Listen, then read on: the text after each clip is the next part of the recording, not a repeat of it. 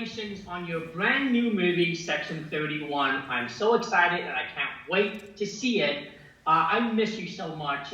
We had such an incredible time making Everything Everywhere All at Once.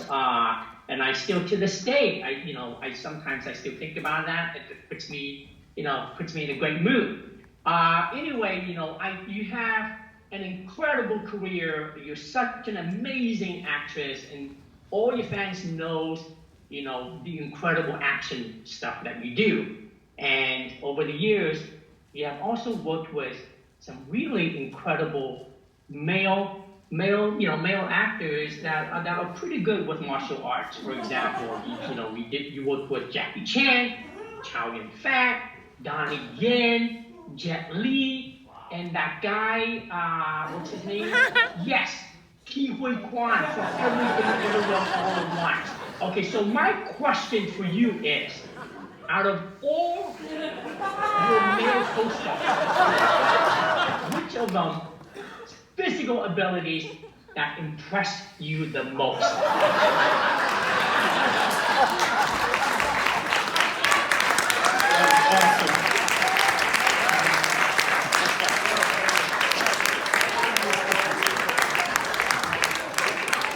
No pressure. No, I'll just ask them to fight it out.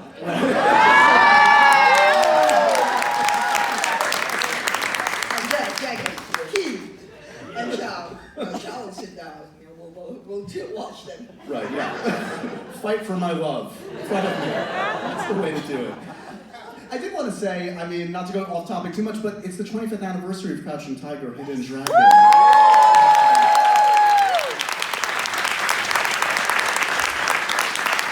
An all-time classic that really changed how we perceived how action could be done for most of the world that hadn't seen it done that way. Was it a game changer for you in terms of, you've done a lot of fighting in films before, but did that change your approach to marrying action with drama and acting at the time?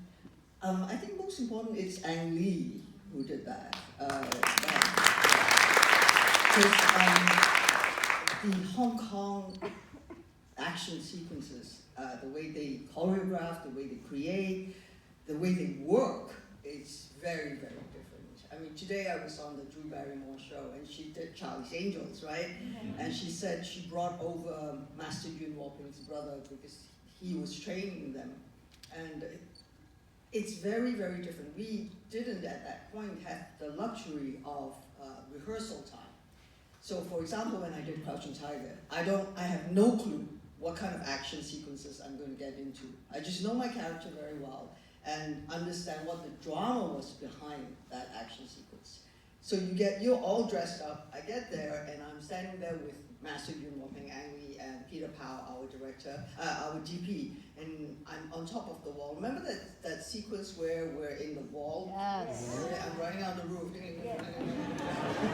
And then I'm standing on top of the wall, and they go, okay, so you run down this corridor, the side of the wall, up onto the ledge of the wall, and then down the wall, you pick up the stone and you throw it at the masked fighter, and you go, it's down the side of the wall? Okay. I'm martial arts, right? I can do anything.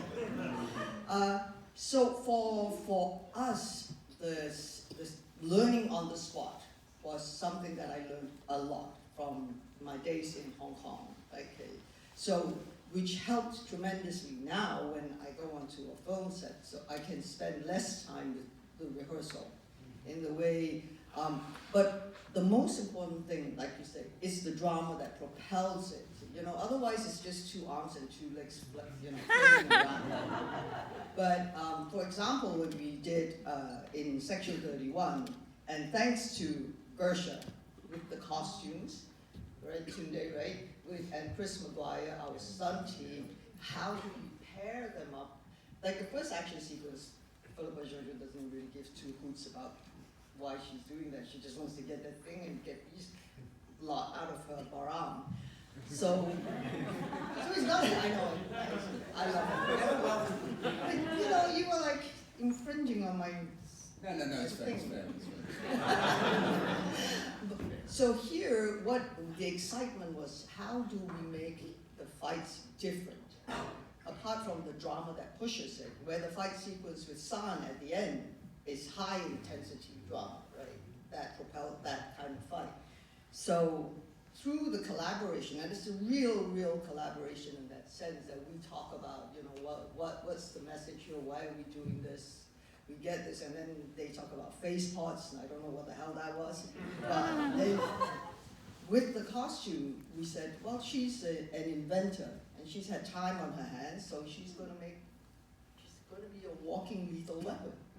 So the Joker, our amazing glamorous Joker, becomes this like dagger, and Mario, our props master, was like very carefully. Can you imagine our prop master like putting Swarovski crystals on the dagger?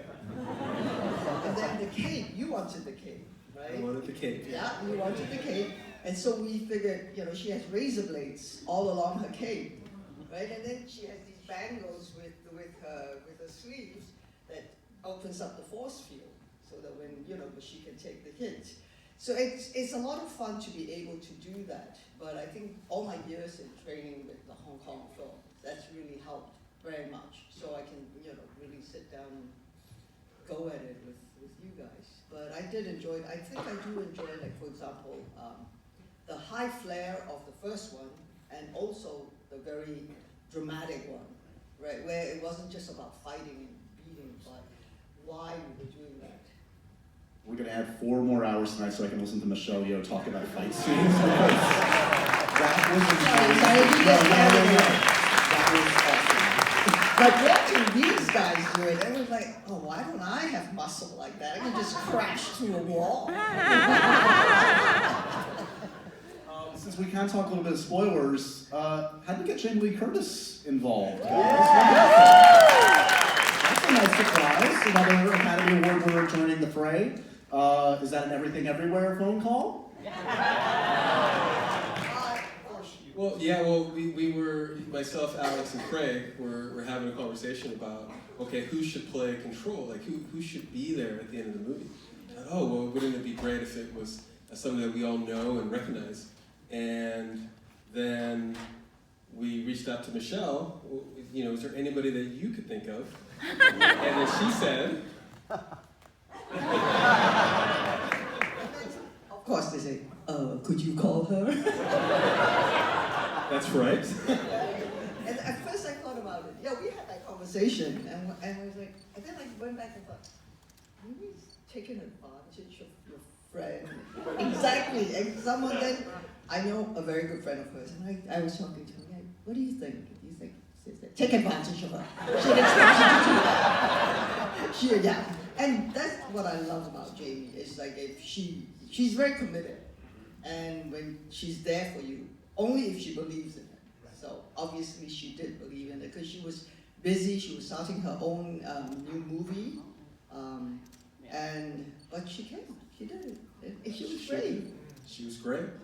She came in and killed it in 2 hours, in and out. It was fast. It was actually the first day of principal photography. Not many people know that. Yeah, we shot her first. The very last scene, we shot a big part of it first.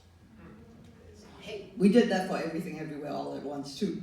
The very last we shot on the first day.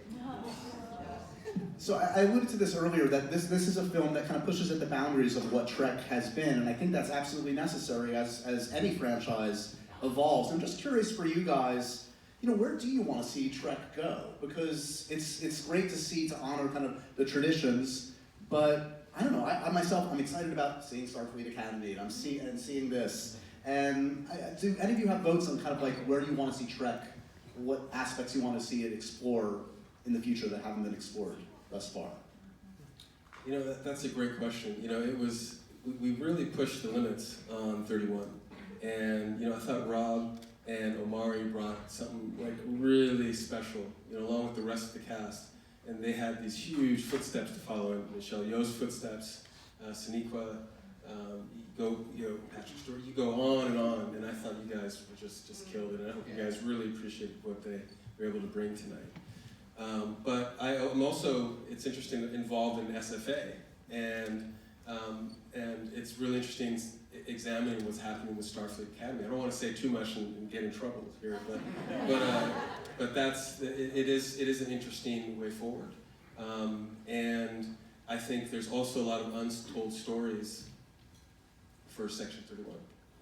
I was gonna say, so yeah, do we see this, if anyone's voting here, a series of movies, an actual series? What do you envision exploring next? With Yeah, this? I don't care as long as we do it. Do you think there'll be a TV? How many movies are we going to do? Do you think there'll be a TV show? Can you let us in? Well, I think first we have to ask Michelle and. Michelle, is there going to be a TV series? You know what I just said? I said I don't care whether it's TV or movie. Just do it, right?